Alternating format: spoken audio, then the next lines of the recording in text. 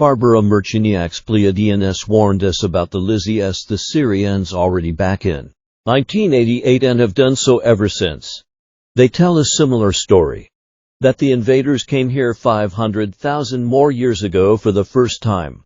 And after many experiments they finally created Homo sapiens.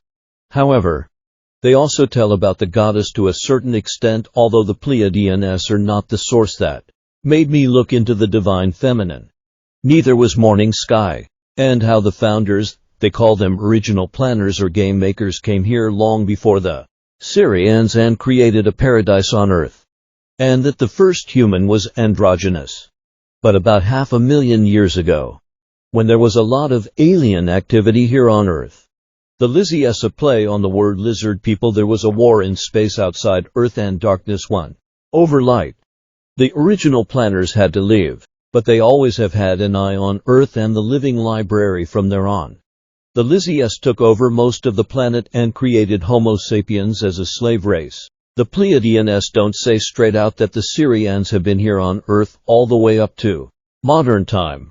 But when asked during the channeled QA sessions, they say that some of them are here now. They are also saying that the gods are returning. They have also lately been referring to a unifying event which could possibly happen this year, which will help humanity come together in some common goal. Exactly what this unifying event might be they are not telling us. They just say that they are not totally sure themselves. The reason for this is the following. All metaphysical entities who people are channeling have one thing in common. And that's how they read energy. First of all, they read the energy of their vehicle human body host and all his or her memories, in their lifetime and in their past lives. Then they read the energies of the mass consciousness, which is that of the whole human soul group. And lastly, they look at astrological charts to see probable outcomes.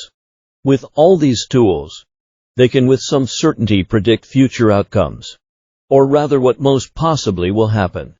This doesn't mean that they can tell exactly what it is they are reading in all those energy sources, but they get a feeling of in which direction things are heading, unless mankind as a soul group change their minds and go in a totally different direction, which they say happens. Humans are very unpredictable, which is a good thing and sometimes hard to read. So, the closer in time the prediction is, the more chance of accuracy. This is also one of the reasons why the messages from the channels are wrong on occasion.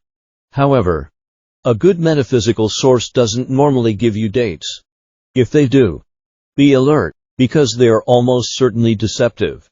In an interview with Barbara Merchiniak from 1996, which can still be found on YouTube, she is mentioning the gods who were once creating us and that they, too, need healing. And because they are connected with us, they may need us for their own spiritual progress. In other words, we may have to heal together. However, in a recent lecture from earlier this year, they are saying that the gods are returning, but they are deceptive. Just like I said already in Level I back in 2011. They tell us that when the gods come, we should resolve it by asking for the greatest outcome possible to be the result of it. And then just leave it, and not get involved with any of their business. Our greatest advantage, and I agree with the P, is our rays of consciousness. They cannot take us over with consciousness, only with machines. In the previous paper I gave the analogy about the scratch in the DVD. I believe we have already passed the moment of awareness required for us to break the time loop. But that doesn't mean the game is over and we can relax. The next track on the DVD will most certainly make mankind multi-D if we let ourselves. Or rather those who don't let themselves be seduced, will. The rest, unfortunately, will vote for another path, where machines and nanotechnology will take over. And those who choose that route will not end up in a good place, if I put it mildly. In the next paper we will talk about some quite possible consequences from the choices we have to make right now and in the next few years. The P also go on telling us that the global elite believe that the gods will return. And old stories and legends say that they will. The PTB are preparing for it. Some are thrilled their masters are coming to see them face to face, while others are pretty nervous and don't want it to happen. The Pleiadian group stresses that the capacities of the gods go far beyond coming here with a big armada of spaceships. They don't need that. They don't even need stargates. They say, that's primitive. They can come through black holes small as a pinprick that are now accelerating around the Earth.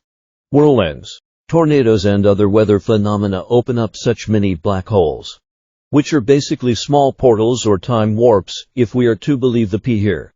They are saying that the Sirians are coming from the nano world and not in spaceships.